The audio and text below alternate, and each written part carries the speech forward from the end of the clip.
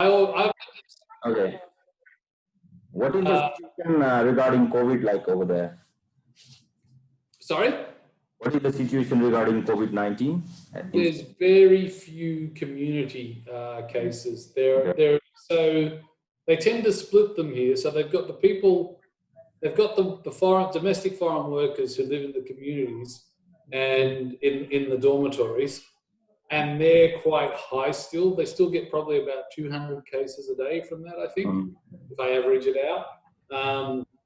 But community transmission, so the rest of us who are allowed to just wander around, probably about 7 or 8 cases a day. So it looks like it's semi under control here. Okay. Yeah. I think with the lockdown ended here in Nepal, I think there's going to be more cases in the coming days. Oh, you open up, you're going to get some infection. Having said that, we've now been open for a few weeks or longer now, 3 or 4 weeks, I guess it's been. And I think about 3 weeks. And there hasn't been any spikes. So we go out to shops now. Restaurants are open with distancing. But, all the shopping malls, all that sort of stuff. And restaurants. With the lockdown, it wasn't really strict over here. We could do all those things even during the lockdown. Oh, we couldn't do any of it, and we had to wear. I still have to wear. If I go out, I have to wear a mask until I get to a restaurant and I'm ready to eat. Once you're seated, you take your mask off. I mean, theoretically, you're not meant to take your mask off until your food turns up. But no one wears it.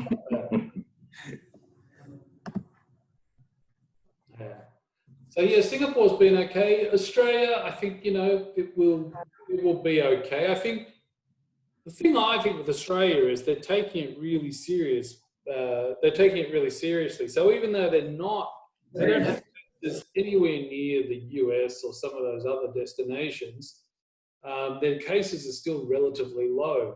But they just have ambitions to get it down much lower again. So it certainly is coming up in the news a lot. Yeah. But right now, I'd feel safer going to Australia than I would, Melbourne than I would to I don't know, one of the states of the US. I think Singapore, being a small place, I think it's easier to control COVID over there. Yeah. And even in Australia, I think the communities aren't that widespread. Most of the areas in the middle are vacant. Yep. Desert. So New Zealand did pretty good with COVID-19. New Zealand has done an awesome job. Yeah. Yeah. And look, a lot of our campuses in Australia, I mean, most of them are pretty much back and open now. So there's been a huge amount of improvement in Australia, and to be able to do that, to get the classrooms back open, is huge. Yeah.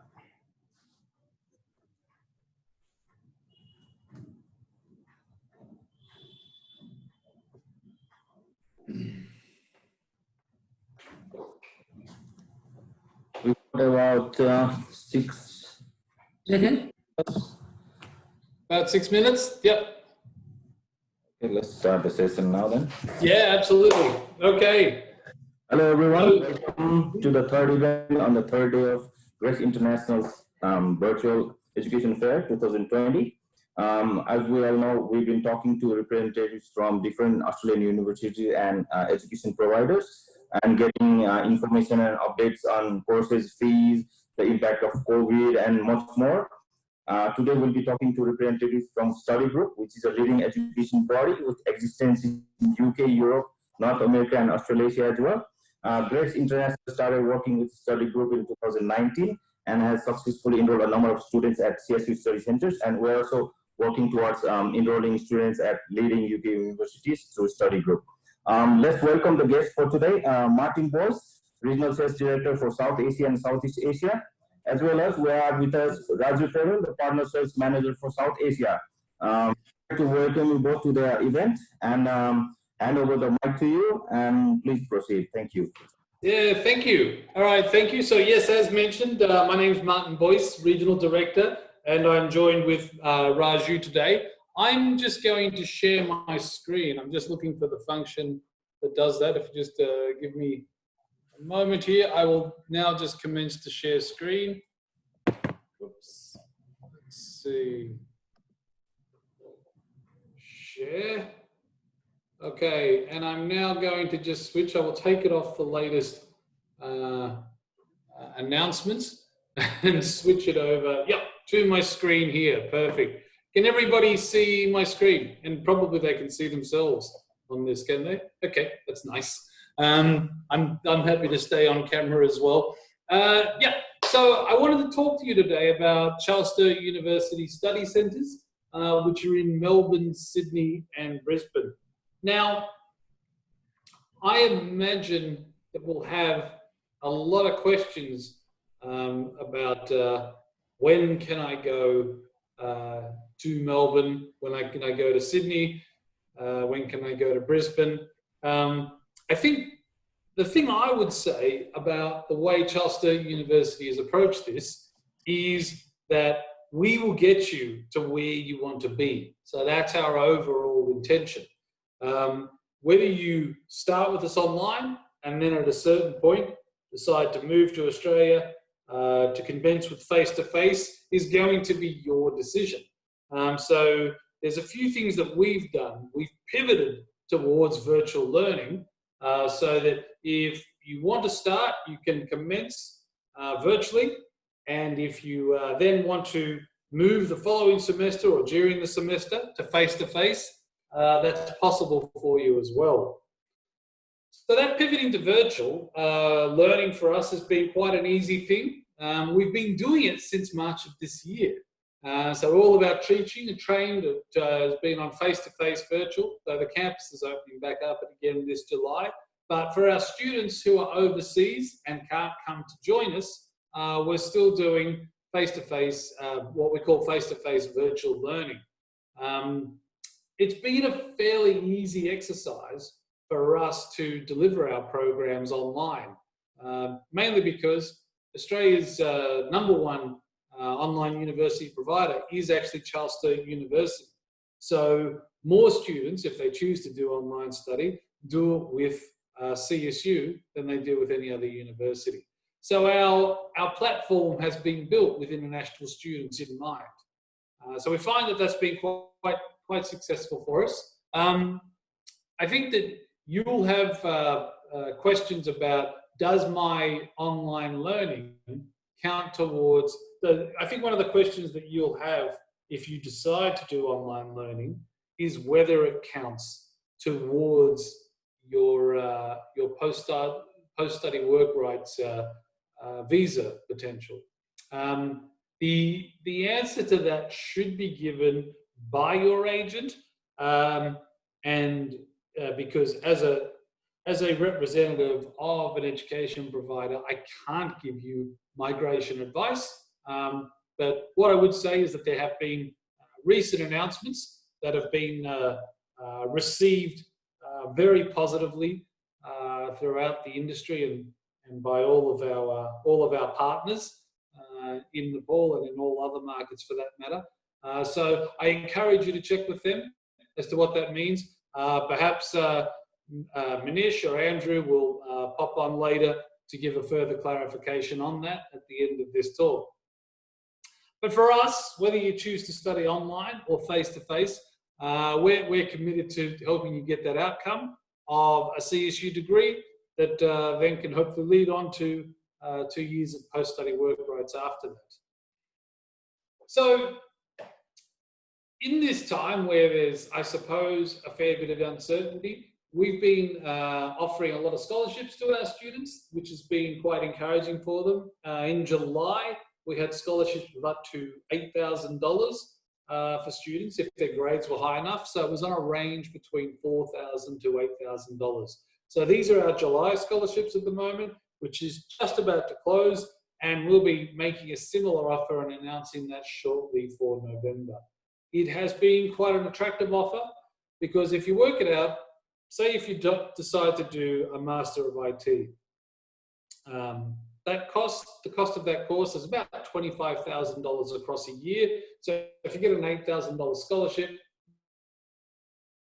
means you get $17,000 off the first year, the first 8 subjects of your studies. It also means if you're studying that program, it works out to be about $1,000 a subject. So if you're offered that Master of IT, which is usually about $4,152 per subject, you would then get an offer for that subject to be $3,152. So it's as simple as that. And that discount, the scholarship is applied upfront in your program. So apart from anything else, if you're studying face-to-face, then the normal rules apply. If you go and study in Australia, then the normal refund period applies. If you study in our virtual online program, then there's a 21-day money-back guarantee. So if you don't like studying through the virtual environment, which we think you will, we're confident you will, so we offer a 21-day money-back guarantee. Basically, if you find that you don't like it, but we haven't had that experience. Most of our students are quite happy to continue on. The overwhelming numbers prove that for study group. So just the other thing I wanted to say is that if you have an issue with your visa, we guarantee refunds on that as well. So if in the event, if you study online that you don't get your visa, it's rejected, then we will also just give you a refund for that as well. So there's a lot of security in choosing our online studies. We don't know what it's going to be when you get to November,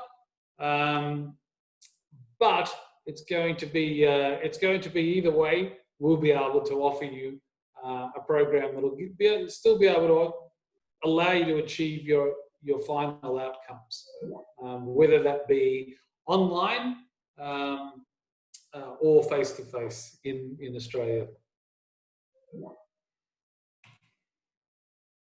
Okay, so if you do choose to do the online studies, whether it's in July or in November, you will be allowed to choose between 1 to 4 subjects to enroll in. So that's something you can't do if you're studying face-to-face. You would have to do this. You would have to do a full-time load.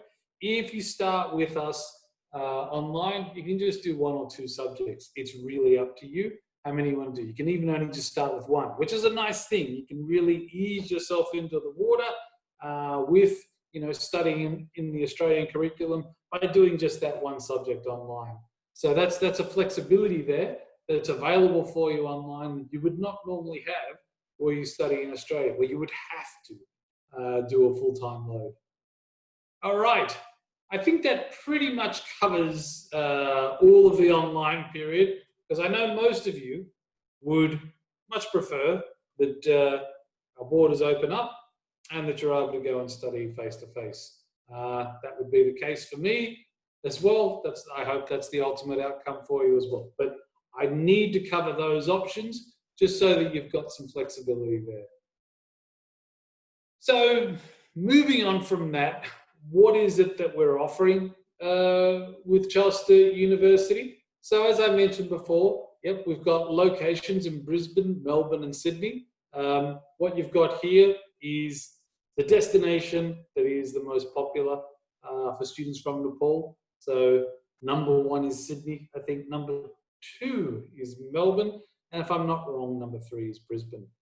So the 3 most popular destinations, the top 3 popular destinations for Nepalese students are offered by the CSU study centres. They're all in really central locations. So if I were to look at this overhead shot here, which just covers a huge area of Sydney, you can see what we've got up here next to the word centres is what we call Hyde Park. Just at the top of Hyde Park, kind of where the Ian University is where is roughly where the camp. No, sorry, not there. It's here. On this side here is where the campus would be located, the study centre, and you can walk into the city within about 5 to 10 minutes. So you can take a nice leisurely stroll through Hyde Park, get to the other end of Hyde Park, and you'll be within the city. And so it's all, as you can see, it's a really central location. You'll find the same thing for Melbourne and Brisbane, that we will have really central locations. Melbourne's right in the centre of the city, as is Brisbane. So what we have here, we have our accounting programs. So there's three areas where we really focus our attention for Charleston University, and that would be in accounting, IT, and business programs. Probably the largest number of our students are enrolled in IT, followed by accounting and then the business programs. One of the things that you should really pay attention to here is the structure of our master's programs. And I assume a lot of you are interested in masters. It's very common for students from Nepal to have already done a four-year bachelor degree in their home country and then be applying to go overseas to do a 2-year master's. Many of our competitors, many of other universities within Australia offer a master's over 16 subjects over 2 years. One of the things you'll find with CSU is that our master's degrees are registered at 12 subjects over 2 years.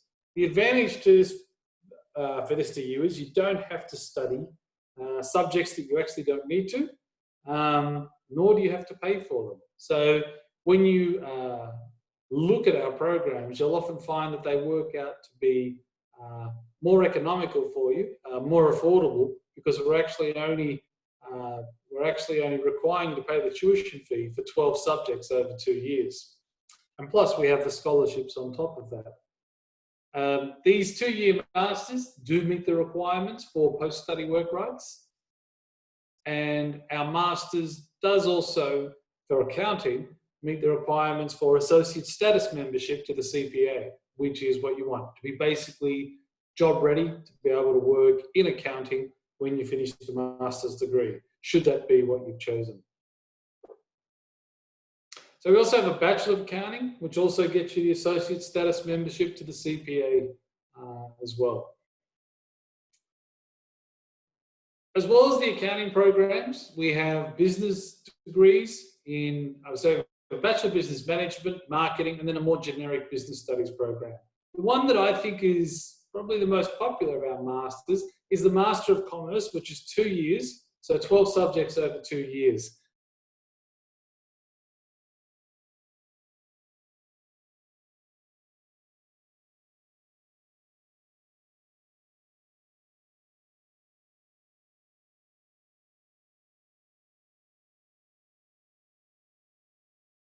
Areas where you can choose to do a Master of Commerce and get that major.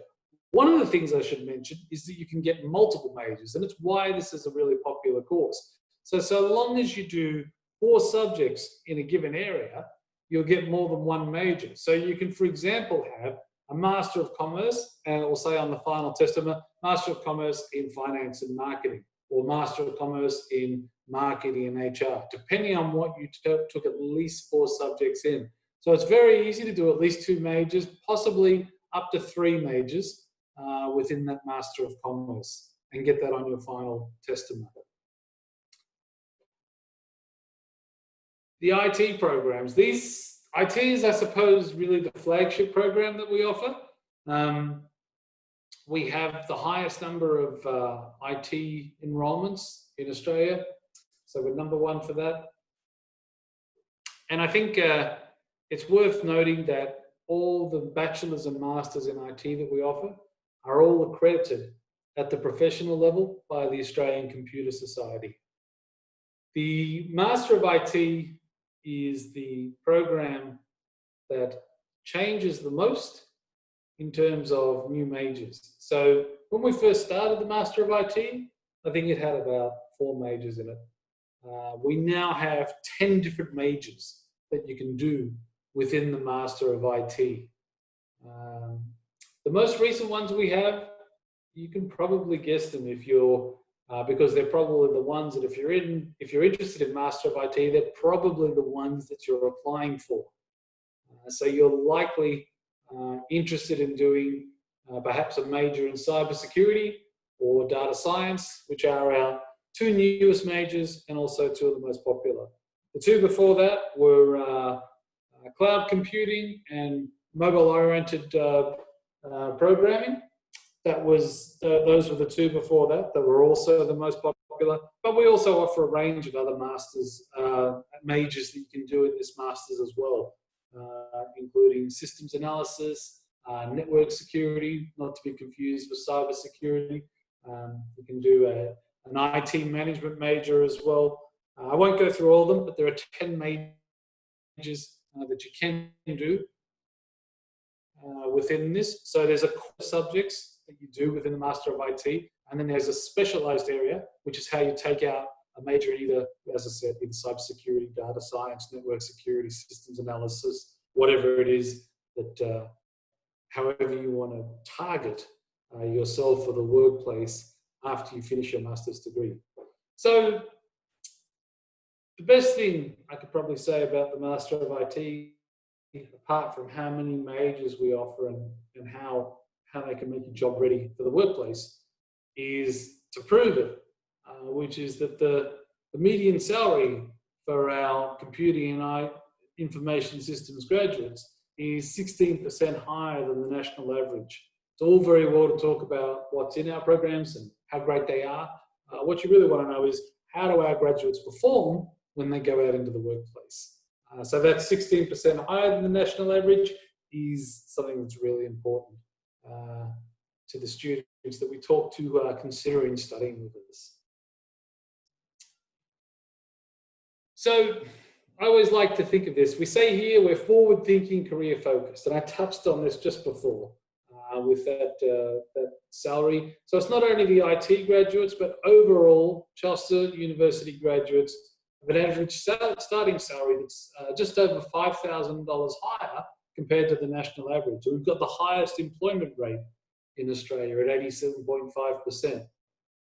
So these are all, I guess, if you're thinking about what am I looking at here, this is the why. Why choose us to do your master's degree or your bachelor's degree? Why do a Bachelor of Accounting with us? Why do a Master of IT with us? These are the reasons why here.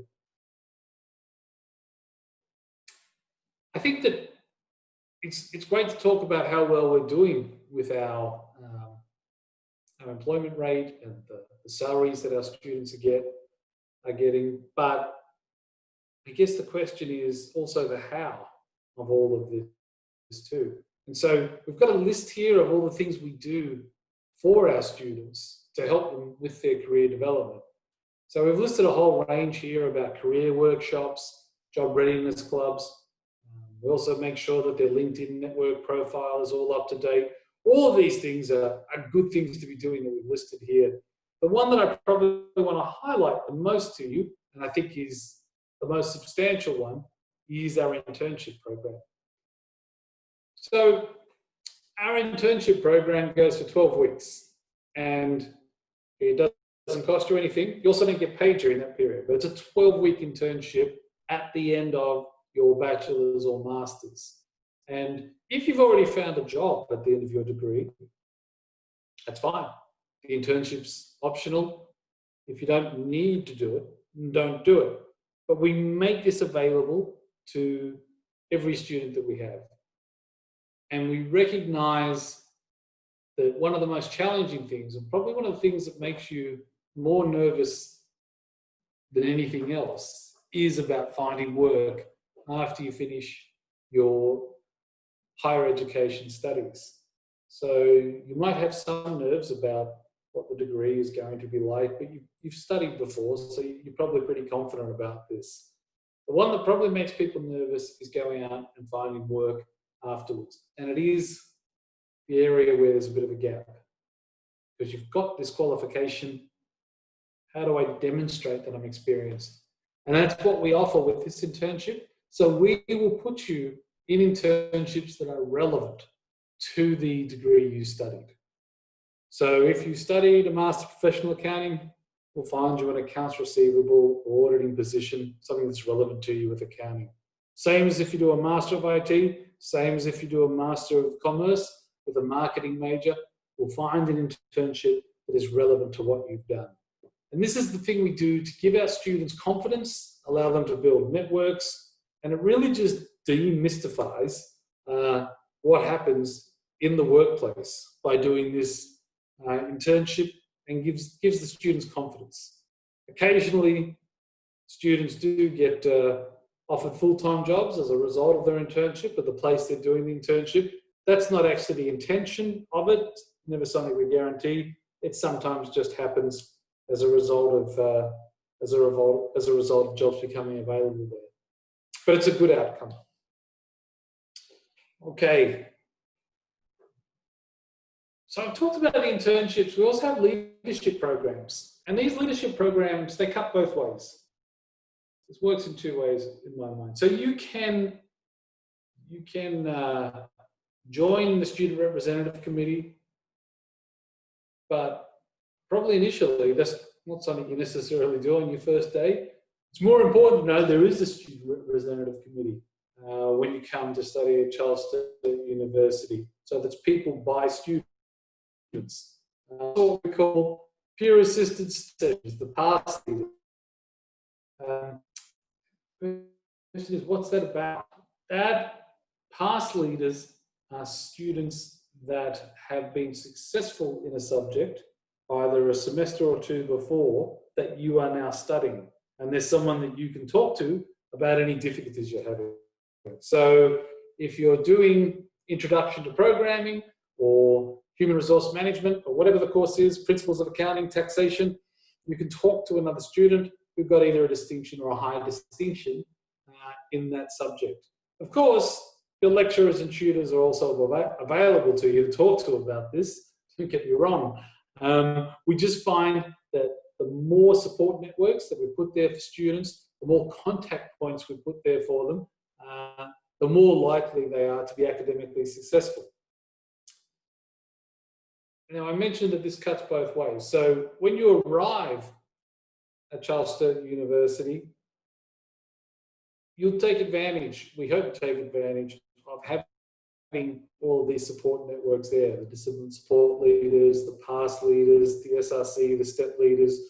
As you go on in your studies, what we would also hope is that you become one of these leaders within Charleston University. Optional, of course, but also really great for your CV if you can demonstrate that you have been one of these people in your studies, and we hope that is a contribution you can make, that you take that journey from being a new student to becoming one of the leaders within the university cohort as well.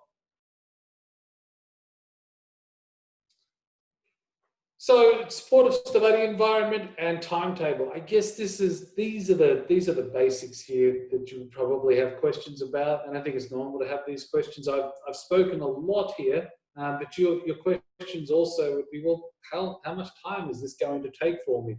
So it's 3 hours per class per week. So if you're doing 3 subjects as a full-time load, that's 9 contact hours. Always, when I say 9 contact hours in a week, it just sounds so easy. 9 hours, is that all really? I would just make a comment that for every hour you spend face-to-face, you're probably having to spend another 2 hours in study, whether it's the reading materials, assignments, preparation for the next class. So whenever you see 9 hours, try to imagine it as 27 hours in total of study commitment that you'll need to give. That's useful. But it means that if you've got 3 classes that are 3 hours, you're probably going to end up going to class 2 to 3 days a week, and we don't have classes on the weekend. So there's anywhere from 3 to 4 days a week that you're going to have free per week. So that's also quite, probably actually 4 to 5 days. I always miscount that. So you're going to have 4 to 5 days of the week that you're free to do your own study, and also potentially to work part-time if that's something that you're interested in. So there's 12 weeks of classes. and then plus an exam week. So effectively there's 12 weeks that you have to be there, and then the exams after that, which you also have to do. I should mention, in case that was confusing. So this is basically all of it. So as I mentioned, this is just touching on here, the 12 subject masters delivered over 2 years. Means you're doing 6 subjects per year. I think that's really attractive. If you're an undergraduate student, you actually have to do 8 subjects per year. We have 3 intakes a year, 3 semesters within a year. If you're doing the undergraduate program, you can either do a 4+4 pattern and have the summer off, or you can do 3+3 pattern and then do 2 subjects over the summer. It's really flexible. It's up to you which of those 2 you do. So these are the English language requirements, which most of you would probably be aware of. So it's an IELTS of 6 with no band below 5.5. If you're doing a master's, the writing part of it will need to be a 6 as well. And we have the fees here. All of them relatively quite competitive when you look at them. And so I really encourage you to make a comparison on what it will cost you to do an MPA or a Master of Business or a Master of IT with us, where it's going to be anywhere from, for a MPA, $24,000 a year to almost $25,000 for a Master of IT. Have a look at what other programs will offer. Remember that ours have that accreditation to the CPA or to the Australian Computer Society, and really look closely at that, because I think this makes it a really attractive offering. That's pretty much everything from me now. I'm going to pass it over to questions. I never believe in talking much more than half an hour. I think it's about as much as anyone can stand hearing on a PowerPoint. But thanks for giving me the time to talk to you about this. And if there are any questions, myself, Raju, and if they're to do with migration, perhaps Manish would prefer to answer those ones. But other than that, please ask away. Yeah, I do not have any query from the participants at the moment. I would request Mr. Raju to add in a few words, if he may. Yes, thank you so much, Manish, for this great opportunity. Yeah, hi, my name is Raju Podil. I'm looking after the Nepal market as a partner sales manager. So for all those details, like the requirements, scholarships that we are doing in this market, that that I deliver to all my agents, and especially, and you are with Grace today. So Grace International is one of the key agents to work with. They are providing good numbers to us, and they have the wonderful part about the Grace International is that the entire team of the Grace International from across the different branches, they have a good team, good teamwork, good team effort, and they are so qualified, and they are able to answer your each and every questions and queries regarding our study. And if I come to the thing about CSU study centers, Martin already mentioned so many things regarding 12 subjects and 16 subjects. For those students who have done 3 years of bachelor's degree from Nepalese University, then they can go with 16 subjects master's degree. And for all the students who are holding 4 years of bachelor's degree or 3 years of international degree, then they can get the offer letter of 12 subjects, which is really unique program if we compare with our competitors.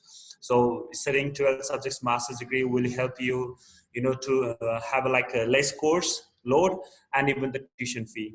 And after that, we are providing the various range of scholarships, as Martin told, from 4,000 to 8,000 Australian dollar for master's degree, and for bachelor's degree 8,000 Australian dollar as a scholarship. So there are so many things, and even the internship opportunity to grow your network, to get the Australian work experience, which you can include on your CV. So that will help you to get the more that will help you to get the job in Australia.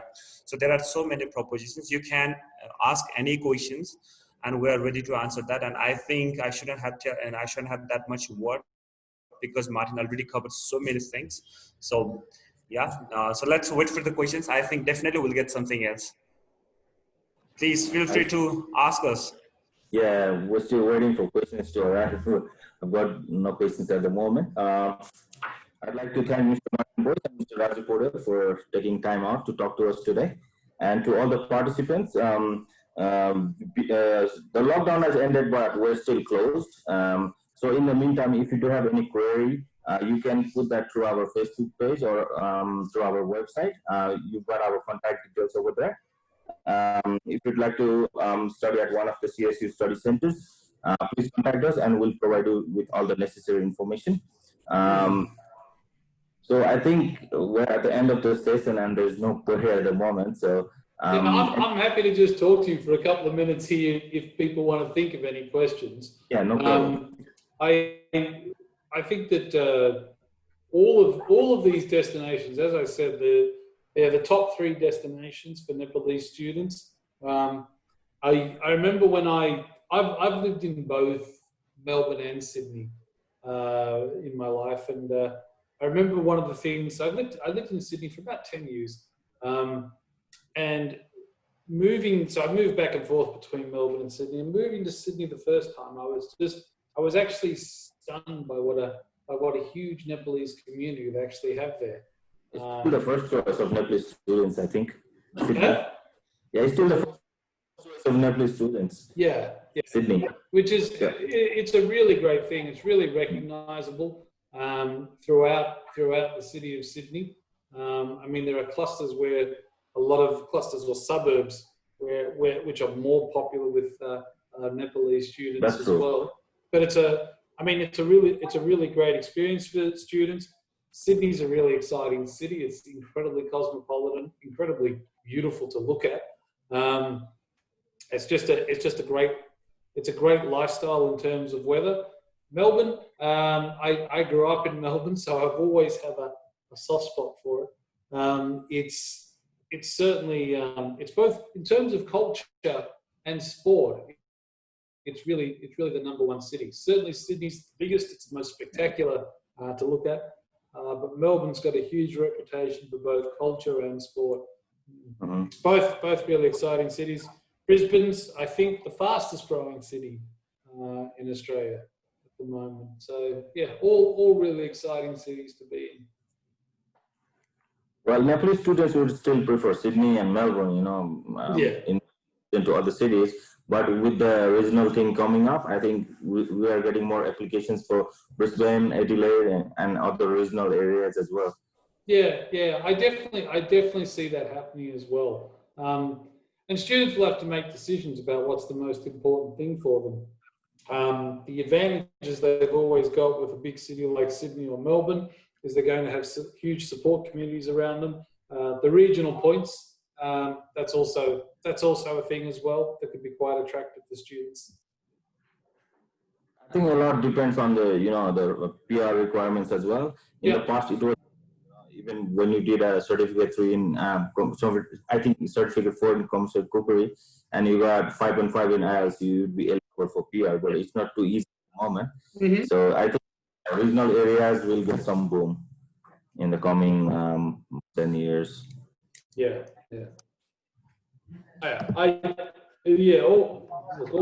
All the cities in Australia are great. I have my own favourites, of course, so I don't want to bias it too much on this talk because it's also pretty obvious anyhow. Yeah, I can relate Sydney so much to Kathmandu, go there, peak hours on the trains. I've lived there myself for some years, and then I can relate Kathmandu so much to Sydney. Yeah.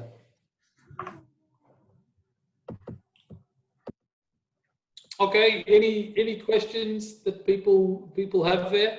If they don't, we probably will sign off. But look, I want to thank at the end of this, before we finish, I want to thank Grace not only for organising this session, but the years they've already spent working with us and the cohorts of students that they've sent that are all successfully landed and studying within Charleston University. So the situation always is with sessions like this, there is a wisdom of the staircase, is what I suppose you'd call it, where as you're descending, that's the question you ask. So if you do have those questions, please feel free to contact Grace because they've had a lot of experience sending students to Charleston University and share a lot of stories with about their successes and anything else they went through, whether it be getting their visa, their studies, graduation, finding work afterwards. So thanks. Yeah, with all the information that was given to us from your side, today and even in the past, I think we'll be able to address most of the queries. And if we come up with something we can't, then we'll definitely contact you. Fantastic. Okay. Well, thanks again, and thanks for the whole Embrace team. Thank you. Say hello to Andrew for me, and I will do. catch up with him in Kathmandu and yourself as well. Right. Not too far away once those airports open up again. Thanks a lot. Yeah. Thanks. Well, thank you, Melissa. bro. We'll be signing off now. Okay. Thank you. Thanks. Bye. Bye. Bye, everyone.